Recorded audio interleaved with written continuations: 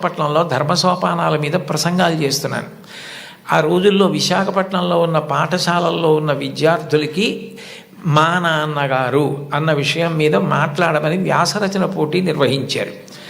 వ్యాసరచన పోటీ నిర్వహిస్తే కొన్ని వందల మంది పిల్లలు పాల్గొన్నారు. అందులో 10 పేపర్లు చిట్ట చివర సెలెక్ట్ చేసి నాకు పంపించారు. ఇందులో ఫస్ట్, సెకండ్, థర్డ్ ప్రైజులు నిర్ణయించమని.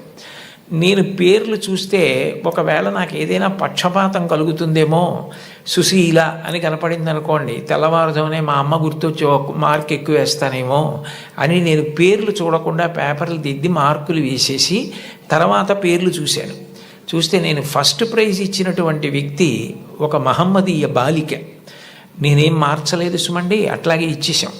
అప్పుడు ఆ బహుమతులు ఇస్తున్న సభకి అప్పుడు తిరుమల తిరుపతి దేవస్థానాలకి కార్యనిర్వహణాధికారి మాన్యులు శ్రీ ఎల్వి సుబ్రహ్మణ్యం గారు, ఆయన ముఖ్య అతిథిగా వచ్చారు.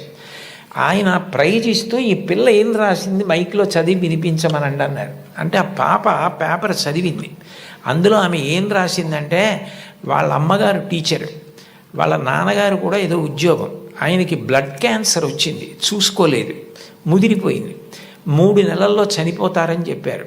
ఆయన తన భార్య దగ్గరికి వెళ్ళి అడిగింది ఏంటంటే, ఈ 3 నెలలు నేను చనిపోతానన్న విషయం పిల్లలకి చెప్పద్దు, వాళ్ళు ఏడిస్తే నేను చూడలేను, నేను చనిపోయాక వాళ్ళు ఎటు ఏడుస్తారు, అప్పుడు నేను ఆపలేను, నేను బ్రతికుండగా వాళ్ళు ఏడవడం నేను చూడలేను, కాబట్టి నేను చనిపోతాను 3 నెలల్లో అన్న విషయాన్ని మాత్రం నా పిల్లలకి చెప్పద్దని రాత్రింబవళ్ళు హక్కున చేర్చుకొని మా భవిష్యత్తు కోసం ఇంకా కష్టపడి అంత జాగ్రత్తగా వ్యవస్థ చేసి 3 నెలల తర్వాత ఆయన మరణిస్తారని తెలిసి చిట్ట చివరి కాలంలో 3 దగ్గర పెట్టుకుని చెప్పకుండా అంత ప్రేమ చూపించి కన్నుల నీరు కారుస్తూ 3 వంక గుడ్లు తిప్పుతూ ప్రాణం వదిలేశారు ఆయన. తండ్రి అంటే అది, అంతటి త్యాగశీలి మా నాన్న. ఇది నాకు తెలిసున్న తండ్రి. ఇంతకన్నా తండ్రి గురించి చెప్పడం నాకు రాదని రాసింది ఆ అమ్మాయి. ఆ అమ్మాయికి ఫస్ట్ ప్రైజ్ ఇచ్చాం. తండ్రి అంటే అంత గొప్పవాడు. మీకోసం ఏ త్యాగం చేయడానికైనా సిద్ధంగా ఉంటాడు. అబ్రహాం లింకన్ గారు అమెరికాకి అధ్యక్షుడైన తర్వాత మొట్టమొదటిసారి సినేట్లో సభ ఏర్పాటు చేసి పారిశ్రామికవేత్తల్ని, ధనవంతుల్ని అందరినీ పిలిచి దేశాభివృద్ధి కొరకు వారు విరివిగా పెట్టుబడులు పెట్టవలసిన అవసరం గురించి ప్రసంగం చేస్తున్నారు. లోకంలో ఎప్పుడూ అసూయ, పక్షపాతం, సంకుచితత్వం ఇవి కూడా ఉంటాయి. వెలుగుతో పాటే చీకటి. అందులో ఒక ధనవంతుడికి అసూయ కలిగింది. ఇంత పేదవాడు ఈయన అమెరికా అధ్యక్షుడు అవడం ఏమిటని అకస్మాత్తుగా సభలో లేచి నిలబడి, లింకన్, అదృష్టం కలిసి వచ్చి ఇవాళ అమెరికా అధ్యక్షుడు అయ్యావు, నేను వేసుకున్న ఈ బూటు మీ నాన్నగారు కుట్టింది అని బూటు చూపించాడు. అందరూ ఆశ్చర్యపోయారు. అబ్రహాం లింకన్ కూడా హతాశుడయ్యారు ఒక్క నిమిషం. కానీ వెంటనే ఆయన తేరుకుని తాను కూర్చున్న కుర్చీలోంచి లేచి నిలబడి ముకుళిత హస్తాలతో ఆ పారిశ్రామికవేత్తకి నమస్కారం చేసి, మీరు నాకు మహోపకారం చేశారు, ఇంత కష్టపడి పెంచి మా నాన్నగారు పెద్ద చేసి ఉండకపోతే ఇవాళ నేను అమెరికా అధ్యక్షుడిని అయ్యేవాడిని కాను. నేనే స్మరించవలసింది మా నాన్నగారిని. నేను స్మరించకపోయినా మీరు గుర్తు చేశారు. నిజమే, మా నాన్నగారు బూట్లు కుట్టేవారు, నాకు కూడా నేర్పారు బూట్లు కుట్టడం, చెప్పులు కుట్టడం. ఎప్పుడైనా మీ బూటు మీకు వదులైపోతే నాకొక్క ఫోన్ చేయండి, నేను అమెరికా అధ్యక్షుడినైనా ఆయన కొడుకుని. ఆయన కుట్టిన బూటుకి మరమ్మత్తు చేయడం నా అదృష్టంగా భావించి మీ ఇంటికి వచ్చి మరమ్మత్తు చేసి వెడతాను. అది నా తండ్రికి నేను ఇవ్వగలిగిన కితాబ్ అన్నారు. సభ అంతా కరతాళ ధ్వనులు మారిమోగిపోయింది. అది తండ్రికి అబ్రహాం లింకన్ ఇచ్చిన గౌరవం. తండ్రి పేరు చెప్పేటప్పటికి ఎంతటి మహితాత్ములు కూడా అంతటి మర్యాద, అంతటి గౌరవాన్ని చూపించారు. లతా మంగేష్కర్ గారు వ్రాసుకున్నటువంటి ఆవిడ జీవిత సంబంధించిన విషయాలు, ఆవిడ జీవితంలో జరిగిన అద్భుతాలతో కూడిన పుస్తకం ఒకటి ఉంది. దాన్ని తెలుగు చేత చేశారు ఈ మధ్య. ఆ పుస్తకం మీరు చదివితే అందులో మీకు ఒక ఆశ్చర్యకరమైన సంఘటన కనపడుతుంది. ఆవిడ చాలా చిన్నతనంలోనే వాళ్ళ నాన్నగారు దీననాథ మంగేష్కర్ వారు ఆవిడికి హిందుస్థానీ సంగీతం నేర్పారు. తండ్రి గారి దగ్గరే నేర్చుకున్నారు సంగీతం. చాలా చిన్న పిల్లప్పుడే ఆవిడికి ప్రథమ బహుమతి వచ్చింది పిల్లల్లో. దిల్ రుబా అని సంగీత పరికరాన్ని ఆవిడికి ఆ రోజుల్లో బహుమానంగా ఇచ్చారు. ఆవిడ ఎంతో అపూర్వంగా తెచ్చి పిల్లకి మొట్టమొదట వచ్చిన బహుమానం కాబట్టి ఇంట్లో పెట్టుకుని దాన్ని అత్యంత విలువగా చూస్తూ ఉండేవారు. ఒక రోజున ఇంట్లో ఎలక ప్రవేశించి బట్టలు అవి కొట్టేస్తోంది. ఆ ఎలక ఒక చోట నిలబడి కనపడింది. వాళ్ళ నాన్నగారు ఆ ఎలకని చంపుదామని చేతికి ఆ దిల్ రుబా అన్న వాద్య పరికరం దొరికితే అది తీసి ఎలకని కొట్టారు. ఆ ఎలక్కి దెబ్బ తగిలింది, పడిపోయింది. కానీ ఈ దిల్ రుబా అన్న సంగీత పరికరం విరిగిపోయింది. ఈ పిల్ల ఏడుపు మొదలుపెట్టింది. లతా మంగేష్కర్, నాకు వచ్చిన మొదటి బహుమతి ఈ పరికరం, మీరు విసిరేశారు ఎలక మీదకి, విరిగిపోయిందని.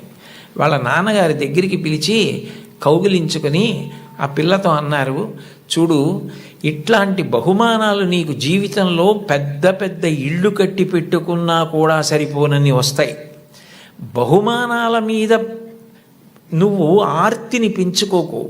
నీలో ఉన్న కళ పెరగడానికి నువ్వు పరిశ్రమ చేయడం నిరంతరం చెయ్యి. నీ కళని పెంచుకోవడం మీద ఆర్తి నీకు నిలబడితే నీ వెంట ఇట్లాంటి బహుమానాలు పరుగులు పెడతాయన్నారు. భారతరత్న వచ్చిన తరువాత, పద్మ విభూషణ్ వచ్చిన తరువాత వాళ్ళ అమ్మగారు ఆహా అన్నప్పుడు ఆవిడ సభలో ఈ విషయం చెప్పారు. వాళ్ళ నాన్నగారిని గుర్తు చేసుకొని, మా నాన్నగారు చెప్పిన ఆ మాట నన్ను జీవితంలో నిలబెట్టిందని 2 సంఘటనలు చెప్పారు ఆవిడ. 2 అణాల నాణ్యం ఉండేది ఆ రోజుల్లో. ఆ 2 అణాల నాణ్యం, చల్లని నాణ్యం ఒకటి ఇంట్లో ఉంది, ఓ పక్కన పడేసి, ఓ పిల్లాడు నేను మారుస్తాను ఈ నాణ్యం అని దుకాణానికి పట్టుకెళ్ళి ఏదో వస్తువులు అడిగితే ఆ చిల్లర నాణ్యం చూసి ఆ సరుకులమ్మే వ్యక్తి ఇది చల్లని నాణ్యం అవతల పోవని పంపించేశాడు. లతా మంగేష్కర్ చిన్నపిల్ల గౌన్లు వేసుకొని తిరుగుతున్న రోజులు, నేను చూడు వెళ్ళి విజయం సాధించి సరుకులు పట్టుకొస్తానని పరిగెత్తికెళ్ళి గల్లా పెట్టెని ఉండేది, అది పెట్టే తెరవక్కర్లేదు, కన్న ఉండేది, అందులోంచి నాణ్యాలు పడేసేవారు పూర్వం. ఆమె వెళ్ళి ఇదిగో బేడ అంటే 2 అణాల నాణ్యం అనమాట, ఆ కన్నంలోంచి లోపల పడేసి కావలసిన వస్తువులను తీసుకుని వచ్చేసింది ఇంటికి. వస్తువుని ఆ పిల్లాన్ని చూసి, చూడు నువ్వు వెళ్ళి చల్లని బేడతో ఏం తేలైపోయావు, నేను తెచ్చానంది. ఆ మాట విన్నారు. విని లోపల నుంచి బయటికి వచ్చి, దీననాథ్ మంగేష్కర్, నువ్వు నీ గొప్ప కాదు, నువ్వు నా కూతురువని మీ పెట్టెలో పడేశాను ఇవ్వండి అంటే తీసి చూడకుండా వస్తువులు ఇచ్చేశాడు. కానీ ఇవాళ సాయంకాలం ఆయన డబ్బులు లెక్క పెట్టుకుంటాడు. చల్లని బేడ దొరుకుతుంది, గుర్తు పట్టచ్చు పట్టకపోవచ్చు. నువ్వు ఇలా మోసం చేయడం ఈ వయస్సులో నేర్చుకుంటే నీ జీవితం ఎలా వృద్ధిలోకి వస్తుంది, నువ్వు ఎట్లా బాగుపడతావు? ఈసారికి నీకు చిన్నతనం కలిగితే కలిగింది, నీకు ఇంకొక బేడ ఇస్తాను, ఈ బేడ పట్టుకెళ్ళి నువ్వు ఆయనకి ఇచ్చేసి, అయ్యా నేను మిమ్మల్ని మోసం చేశాను, మీ గళ్ళాపెట్టెలో వేసింది సరి అయిన బేడ కాదు, నేను తప్పు చేశాను, ఇంకెప్పుడు ఇట్లాంటి పని చేయను, నా తండ్రికి అగౌరవం తేను, మా నాన్నగారికి ఈ విషయం తెలియదు, నన్ను మందలించి పంపారు అని చెప్పి వెళ్ళి ఇచ్చేసి వచ్చేసేయండి. ఆమె ఆ నాణ్యం పట్టుకెళ్ళి ఇచ్చేసి క్షమాపణ చెప్పి వచ్చేశారు. ఆ సంఘటన నా జీవితాంతం నాకు జ్ఞాపకం ఉండిపోయింది. ఆ పైన నా జీవితంలో నేను ఎప్పుడూ ఎవరిని మోసం చేయడానికి ఇష్టపడలేదు, మా నాన్నగారి ముఖం ఆయన మాట గుర్తొచ్చింది అని చెప్పుకుంది ఆవిడ. తండ్రి మాట పిల్లల్ని చెక్కుతుంది. తండ్రి మాట పెడచెవిన పెట్టకండి. తండ్రి గారు మిమ్మల్ని ప్రేమగా పిలిచి చెప్పినా, కోపంగా చెప్పినా, తండ్రి యొక్క వ్యధ, ఆయన హృదయంలో మీరు పాడైపోకూడదన్న ఆర్తి ఉంటుంది తప్ప మిమ్మల్ని ఏదో దండించాలనేటటువంటి తాపత్రయం ఉండదు. తండ్రి మిమ్మల్ని ఎప్పుడు ఏ మాట అన్నా దాన్ని ప్రేమతో, నాన్నగారు తప్ప ఎవరంటారు ఇట్లా, ఆయనకి తప్ప అధికారం ఎవరికి ఉంది, మా అమ్మకి తప్ప ఎవరికి ఉంది అధికారం అని మీ అమ్మగారి మాట, నాన్నగారి మాట వినడం మీరు నేర్చుకోండి. మీకు తెలియకుండానే మీకు నైతిక విలువలు చాలా అలవాటు అవుతాయి. ఎందుకంటే మీరు పాడయ్యే మాటలు, మీరు పాటించకూడని మాటలు మీ తల్లిదండ్రులు మీకు ఎప్పుడూ చెప్పరు. కుటుంబ విలువల్లో మీరు తప్పకుండా గమనించవలసినది, తల్లి తండ్రి ఎంత గొప్పవాళ్ళో మీ తోబుట్టువులు కూడా అంతే గొప్పవాళ్ళు. మీ కన్నా ముందు పుట్టిన అన్నని గౌరవించాలి, మీకన్నా వెనక పుట్టిన వాళ్ళని మీరు అంత ప్రేమించగలగాలి. ఒక్కొక్క వ్యక్తి యొక్క జీవితం చెక్కబడడానికి కారణం ఒక్కొక్కసారి తోబుట్టువులు అవుతారు. Playing it in my way అని సచిన్ టెండూల్కర్ ఒక పుస్తకం రాశారు. మీరందరికీ పిల్లలు కాబట్టి మీకు బహుశా సచిన్ టెండూల్కర్ గారు అంటే చాలా ప్రీతి ఉంటుంది. మీరు ఆయన రాసిన పుస్తకం చదివారేమో అని నేను అనుకుంటున్నాను, కొంతమంది పిల్లలైనా. అందులో ఆయన ఒక విషయం రాశారు, ఆయన చిన్నతనంలో ఆ రోజుల్లో అచ్చిరేకర్ గారిని క్రికెట్లో ఆయన దగ్గర నేర్చుకోవడం అంటే చాలా గొప్ప. అచ్చిరేకర్ గారి దగ్గర క్రికెట్లో శిక్షణ పొందడం కోసం టెండూల్కర్ గారు వెళ్ళినప్పుడు ఆయన్ని తీసుకెళ్ళింది ఆయన అన్నగారు అజిత్. అచ్చిరేకర్ టెండూల్కర్ని నిలబెట్టి కొన్ని బాల్స్ బౌలింగ్ చేయించి ఏది ఆడు అన్నారు. అస్సలు సరిగా ఆడలేకపోయారు టెండూల్కర్. ఆడలేకపోతే వెంటనే గురువుగారు అచ్చిరేకర్ చూసి, అబ్బాయి ఈ పిల్లవాడు ఇంకా సరిపోడు, వచ్చే వేసంకాలం సెలవుల్లో తీసుకురండి అన్నారు. అన్నగారు అజిత్ పరిగెత్తుకుంటూ అచ్చిరేకర్ దగ్గరికి వెళ్ళి, కాదు కాదు, మా వాడి వ్యక్తిత్వంలో ఒక బలహీనత ఉంది, వాడు చాలా మొహమాటస్తుడు, సిగ్గు, భయం, బిడియం, మీరు చూస్తున్నారన్న బిడియంతో ఆడలేకపోయాడు. మీరు సరే నువ్వు కాసేపు ఆడుతుండు, నాకు పనుంది అని దయచేసి మీరు కొంచెం దూరంగా వెళ్ళిపోయి మా వాడి ఆట తీరు పరిశీలించండి, అప్పుడు మీకు నచ్చకపోతే మా వాడిని తీసుకోవద్దన్నారు. ఏమిటో ఈ పిల్లాడు ఇంత ఆర్తిగా చెప్తున్నాడు తమ్ముడు గురించి చూద్దామని అచ్చిరేకర్ గారు సరే అట్లాగే చేస్తానని, టెండూల్కర్ నువ్వు ఆడుతుండు, నాకు చిన్న పనుంది మళ్ళీ వస్తానని దూరంగా వెళ్ళిపోయి చూశారు. అద్భుతమైన స్ట్రైట్ డ్రైవ్స్ కొడుతున్నాడు టెండూల్కర్ గారు. చూసి ఆశ్చర్యపోయినటువంటి అచ్చిరేకర్ తిరిగి వచ్చి టెండూల్కర్ని శిక్షణ ఇవ్వడానికి తీసుకున్నారు. అచ్చిరేకర్ చెప్పినటువంటి పాఠాలు, బంతిని ఎలా ఆడాలన్న దాని విషయంలో గురువు నేర్పినటువంటి మాట ఎంత పని చేసిందంటే టెండూల్కర్ మీద అలసట అన్నది లేదు. ఆఖరికి బంతేసేవాడు లేకపోతే మేజోడు సాక్లో క్రికెట్ బాల్ కట్టి తాడు కట్టి గడప మధ్యలో కట్టుకుని అటు ఇటు వెళ్లకుండా స్ట్రైట్ డ్రైవ్స్ కొట్టడం ప్రాక్టీస్ చేశారు వాళ్ళ మేనత్ ఇంట్లో. ఆ తర్వాత భారతరత్న అయ్యారు టెండూల్కర్.